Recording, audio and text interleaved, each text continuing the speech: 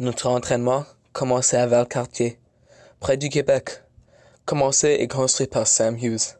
Après notre entraînement, on était parti du CEC, le corps expéditionnaire canadien. On devait s'intégrer et battre avec les Britanniques. Avec cela, on a été transporté au camp d'entraînement des plaines de Salisbury. Dans ces camps, on se retrouvait dans la boue, dans la pluie, et quelques-uns sont même morts là. Et c'est là où notre histoire commence. Alors, que penses-tu de la guerre? C'est tellement important. Ouais, Maudit. c'est triste, hein? Ouais, c'est un peu Ça, je dois partir. This guy, he's a true transformer, a real Decepticon, you know what I mean? He doesn't just play soccer or hockey. No, no, no. Throwing a football, he's got it. Throwing a frisbee, he's in the zone. This guy, he knows what's up, he knows what's down, he knows what's all around. Ma mère, tu sais, mon père. Game. He's a ninja, he's a Navy SEAL, and he's Wolverine, all packed into one. I want this guy in my corner when we're running a situation.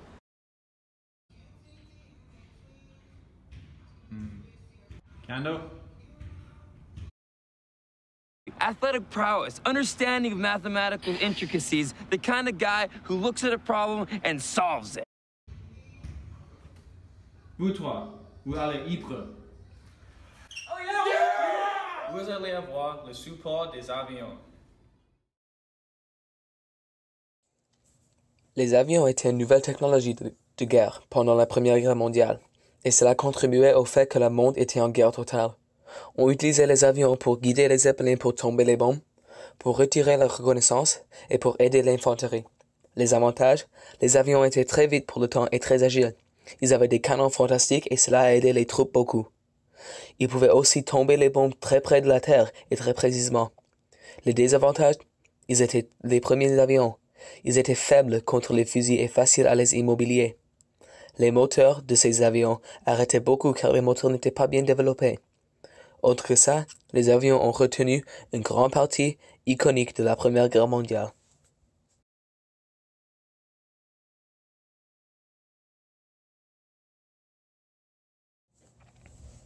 Où est-ce qu'on était? Les tranchées. La guerre était un système de tranchées. C'est tout. Pas d'action de cowboy, pas de joie, pas de luxe. Non, c'était les tranchées. Comment ressemblaient les tranchées? Simplement, la boue, l'eau et le temps.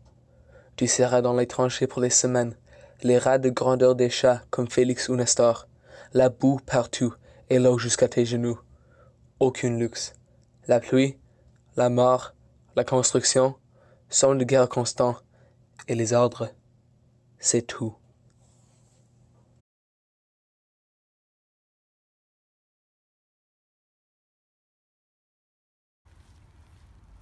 T'as peur? L'opposé, l'enthousiasme. Si on bat fort, on peut être à la maison par Noël. C'est presque garanti qu'on va survivre.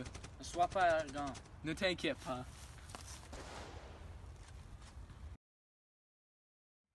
Two.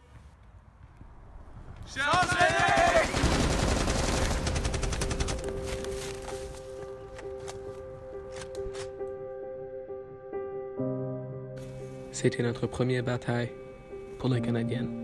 C'était aussi la première fois qu'on a vu et reçu l'effet des attaques de gaz. Les Canadiens ont résisté 3 jours dans l'enfer total. Après ce temps, une demi de nos troupes canadiennes se sont trouvées morts. Ce n'était pas la fin. La bataille d'Ypres a duré un autre mois de plus, et 6000 Canadiens morts, et pour eux, on récite le poème au chant d'honneur. C'était la première bataille pour les Canadiens, et pour beaucoup, c'était la dernière.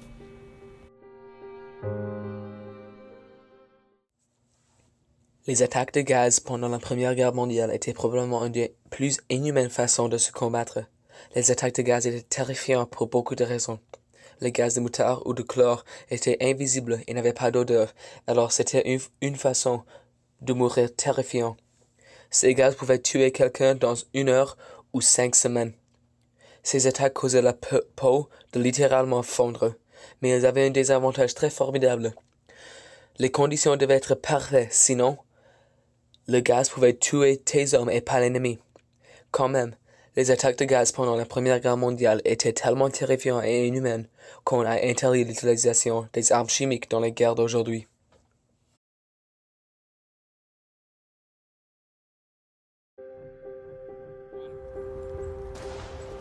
Aucune chance pour vous.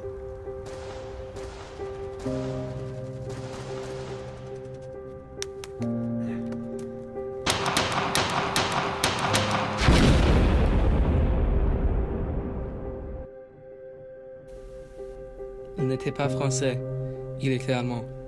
Il était un soldat contre les Français à Verdun, dirigé par un général qui n'a jamais vu le monde dans son palais, Falkenhayn.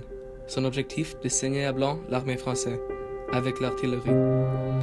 Mais ce que Falkenhayn n'a pas prévu, c'était que cette bataille sera aussi coûteuse pour les Allemands comme pour les Français. 337 000 garçons allemands, 362 000 soldats français. Falkenhayn, comme nous, a perdu plus qu'il a gagné. Ce n'était pas une bataille.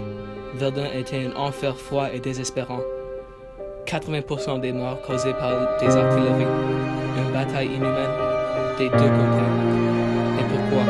Pour un résultat nul et pour une funéraille de 700 000 soldats dirigés à la mort, qui n'étaient pas supposés de survivre. Mais ce ne sera pas la seule arme échouée. Allemand. Somme se passait à le même temps et du même prix. L'artillerie était une façon incroyablement destructive pour tuer beaucoup de gens et pour littéralement changer le terrain de bataille. La cause de plus de 80% des morts à Verdun, l'artillerie avait beaucoup d'avantages. Les avantages, des énormes explosions très précises, façon de tuer beaucoup de gens avec très peu de risques. Les désavantages, on devait savoir la coordination du terrain exactement. Chaque tir avait la chance d'exploser quelque part d'autre. Immobile, mais on avait beaucoup en arrière pour supporter.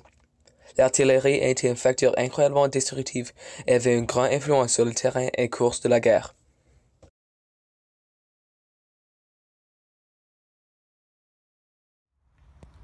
Ça, c'est pour lui. Oui, pour lui.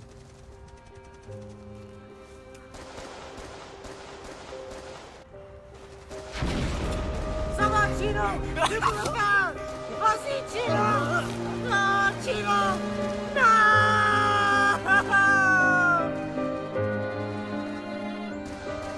Laisse les armes!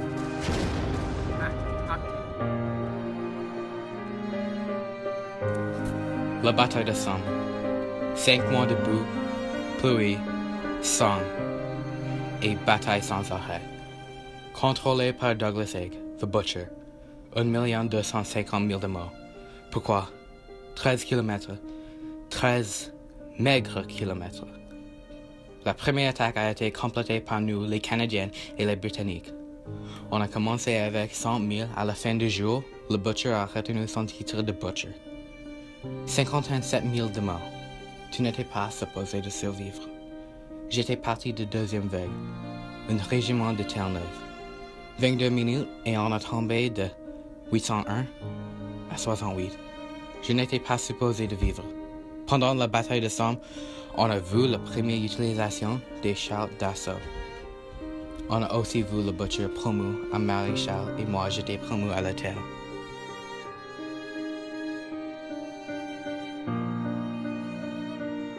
Les chars d'assaut étaient terrifiants les premières fois qu'ils sont rentrés en bataille. Une énorme force puissante contre l'ennemi. Les chars d'assaut ont été une force de multi-usage. Ils étaient introduits en Somme d'une manière petite, mais ils ont prouvé effectifs qu'ils étaient comme des boucliers pour les soldats de se cacher en arrière. Ils avaient leurs propres canons énormes qui leur rendaient une force terrifiante pour l'ennemi. Les chars d'assaut ont été aussi utilisés pendant la bataille de Cambrai, où on a utilisé plus que 400 de ces chars. Mais ils avaient des désavantages. Ils étaient très lents avec une vitesse maximale de 5 km et leur moteur arrêtait pour n'importe quelle raison. Mais outre ça, les chars d'assaut ont prouvé incroyablement effectifs et ont commencé une autre révolution technologique.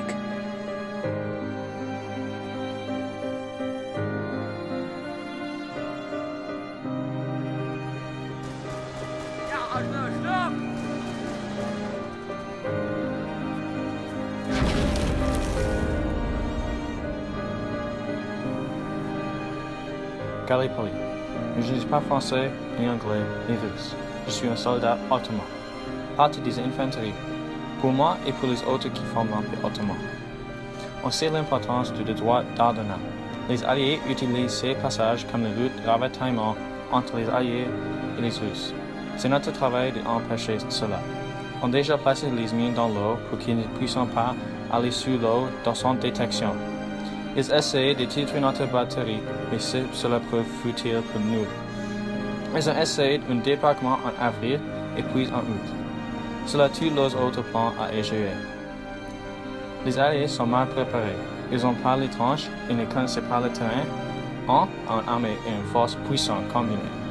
Ils ont été massacrés. Les mois de décembre viennent. Ils commencent l'évacuation. Je survécu. Je vais finir ce qu'ils ont commencé. C'est à moi maintenant.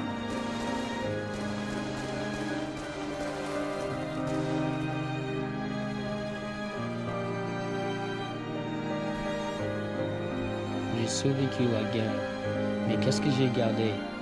J'ai perdu mes amis, mes valeurs d'humanité, et avec ça, ma mentalité. J'ai été diagnostiqué avec le syndrome du stress post-traumatique.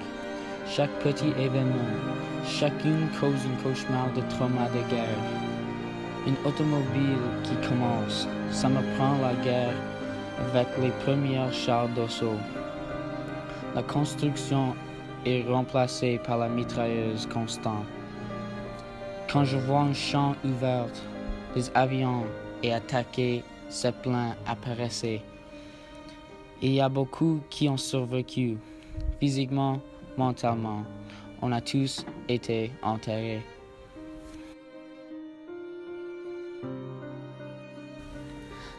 La bataille de Vimy avait une cause principale. C'était la prise de la crête Vimy. Nous, les Canadiens, ont été dirigés par General Arthur Currie, un commandant canadien. C'était pas le temps des Anglais ou des Français, c'était notre temps, nous, les Canadiens, dirigés par un Canadien. C'est dans cette bataille que l'armée canadienne a vécu son première bataille ensemble. C'est la naissance de notre armée, l'armée canadienne. C'était une victoire pour la guerre la plus belle pour nous, les Canadiens, mais une bataille coûteuse. 3098 de morts, 7004 blessés. Vimy était une bataille gagnée et perdue. Tu n'étais pas supposé de survivre.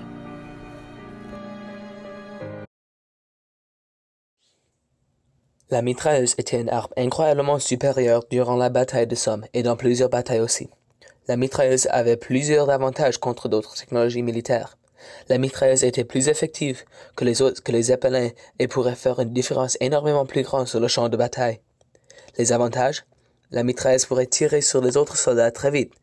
Un grand magasin de munitions limitait combien de temps on prenait pour réarmer. Très efficace pour tuer beaucoup de gens avec peu d'efforts. Les désavantages consistaient du fait que c'était lourd et immobile. Ça devait être aussi opéré par 2 à 3 hommes qui limitaient le montant d'efficacité, et le temps de réarmer était énorme. Quand même, la mitrailleuse a gardé le titre d'une arme terrifiante sur le champ de bataille.